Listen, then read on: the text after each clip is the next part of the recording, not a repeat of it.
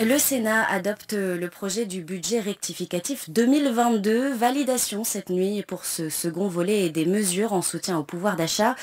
Le projet de loi prévoit notamment la remise carburant à 30 centimes ou la revalorisation du point d'indice des fonctionnaires, mais aussi cet amendement qui remplace la prime exceptionnelle de rentrée pour les bénéficiaires des minima sociaux votés à l'Assemblée par une aide exceptionnelle réservée aux allocataires de la prime d'activité.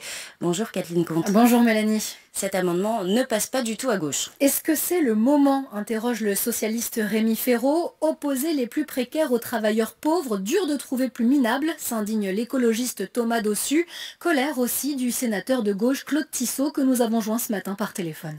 Vous connaissez mieux que moi la musique. La prime de rentrée, elle sert à payer des écrans plats et patata, patata. Mais c'est juste une blague. Les gens bénéficiaires du RSA, de ces fameux minima sociaux, ils ne peuvent pas faire autrement. Ils ont besoin de ça pour faire la rentrée. Et là, on leur dit, à 15 jours, 3 semaines de la rentrée, on leur dit, vous ne la toucherez pas parce que vous êtes trop pauvres. Mais vous imaginez un petit peu ce que ça peut être dans la tête des gens? Comment on prépare la rentrée de septembre? Comment on peut voter un tel texte? Moi, ça me révolte. C'est pas pensable de pouvoir réfléchir de cette manière-là et condamner des enfants qui n'auront pas la possibilité d'avoir un cartable, d'avoir des tennis pour le sport, d'avoir des fournitures scolaires dignes de ce nom. C'est juste impensable. Concrètement, pour faire face à l'inflation, le gouvernement prévoyait de verser une aide exceptionnelle de rentrée de 100 € par foyer aux bénéficiaires des minima sociaux, RSA, APL.